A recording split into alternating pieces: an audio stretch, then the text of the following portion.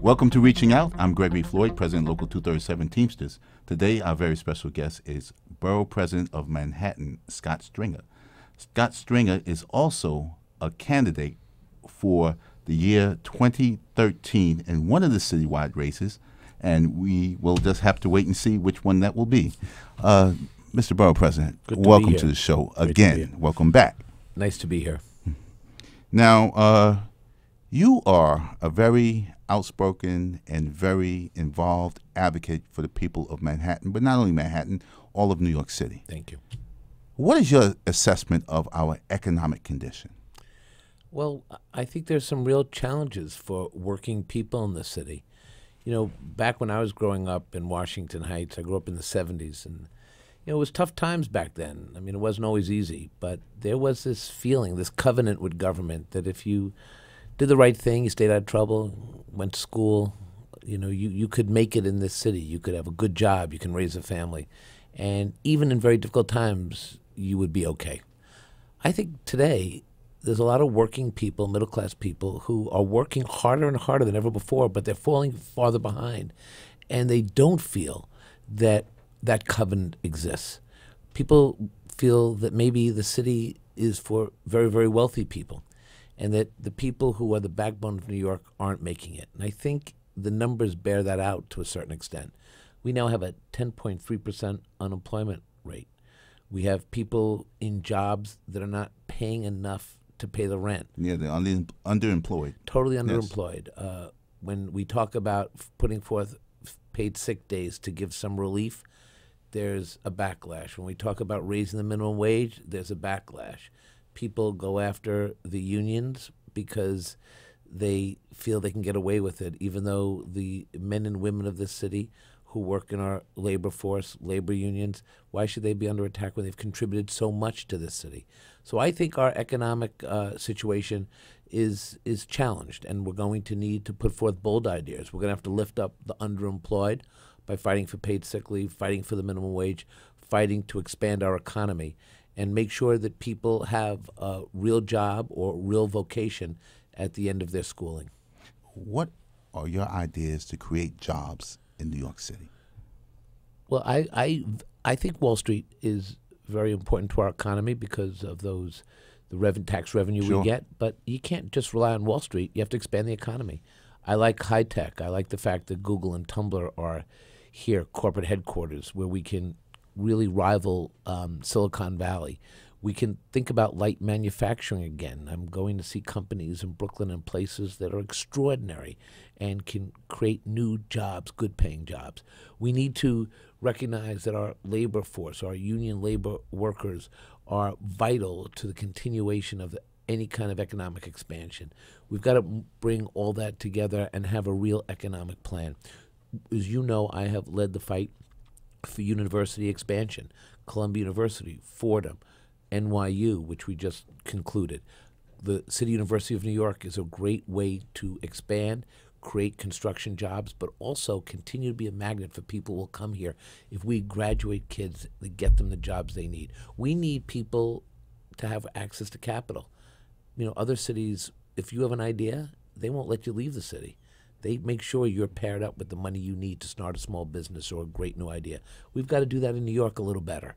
And we've got to do it now and think about how we can support our small businesses and the creative people who come to New York with an idea. Sometimes they have the idea, we can't help them market their idea, and then they go somewhere else and they're great success.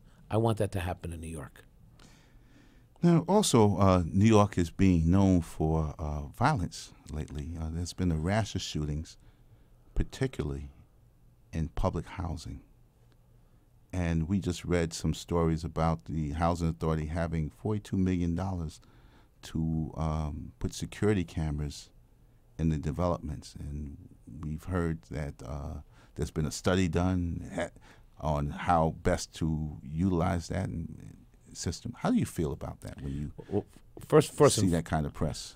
First and foremost, one of the places that I earmarked money at Brook Houses where they didn't get the cameras, there was a death in that complex, and that's a terrible, terrible tragedy. I think the men and women of your union who play such an important strategic role in NYCHA development should have a sense that they can work and be safe. So this is not a game. This is life and death. And I think that it's time for NYCHA to rework its governance structure. The 4-member board is too small.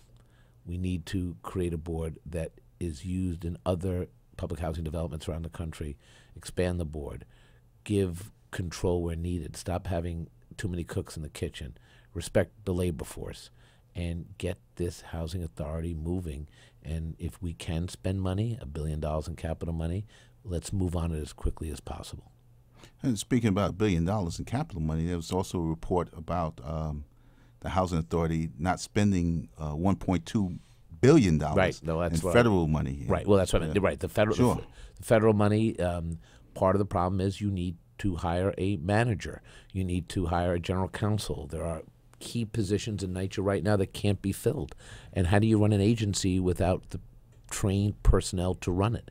You can have the best labor force in the world, but if you don't have managers who have a strategic plan, then we think we have trouble. I'm very concerned that this $10 million Boston report from this consulting firm is not being released. Why on earth would you not release a taxpayer-funded report that would give us ideas for discussion about the future of the New York City Public Housing Authority? It is just unbelievable to me that that report would not be issued. It's unbelievable to me that we're paying these NYCHA commissioners, a couple of them, $187,000 a year, and no one seems to know what they do. I mean, this is unbelievable. Yet NYCHA housing, the more people live in NYCHA, 650,000, than the city of Boston. That's true. It's a city within a city. Yes. And we need to give the mayor more control so there's accountability. You cannot have these commissioners with 5-year terms that never seem to end. And I think we need some wholesale reform. And this is another example of bringing City Hall, the Teamsters, different stakeholders together to have a real conversation about how we meet the needs of the NYCHA residents. Fiorello LaGuardia, remember him? I remember reading about him, hearing about him. Yes. Oh, you weren't around in those days? I don't think you were either. No, I wasn't. He had a vision for NYCHA 80 years ago and set up the Housing Authority. And his vision was to make sure that people of all different backgrounds and all different people, all different folks could live in this city. You didn't need to have $1 million a year. You can have a reasonably afforded apartment and still raise a family, get a good job, and make it. That's the story of NYCHA. And we should live up to his vision by creating a governance structure that's collaborative and strategic. Yes. And not one time when we were discussing problems in NYCHA, especially the violence, and there's been many marches, have we ever heard from the chairman that he had money for cameras. I've gone to marches, I've gone to people's doors that have lost family members, sons, because of gun violence, and it hurt me to find out. You've seen it firsthand. Yes, and it really, and my members, last year I went to Howard houses, and one of our members was shot. Just recently in Jamaica houses, Jamaica South, one of our members were almost raped. The person had their pants down. And to hear a few weeks later that there was money for cameras, it was really disheartening that I never heard anything. How can I help? What can we do to make things safer for your membership, make things safer for the NYCHA residents? It's as if we are left to fend for ourselves. We're on autopilot. Well, it's unacceptable, and I think we need to build a campaign to make real change. And, you know, I talked about it today that we need legislation at the state level. You remind me that we also need some changes at the federal level because the federal dollars flow. And look, we also need a campaign to bring dollars into our housing authority. Whatever governance changes we still need to fight to make sure that we get the money we need from the feds. We have a $5 billion gap. But you know what, I think about this. Is it $5 billion or $500 million? $5 billion gap. Gap for NYCHA. NYCHA? For NYCHA. $5 billion. Revelations in the newspapers, the newspaper over the last couple of weeks, I think speaks to the need to make change. I have a report that I issued. You and I talked about it. Yes. We need to have elected officials not just step up and bemoan the system, but we got to figure out ways to change the system, because you're right.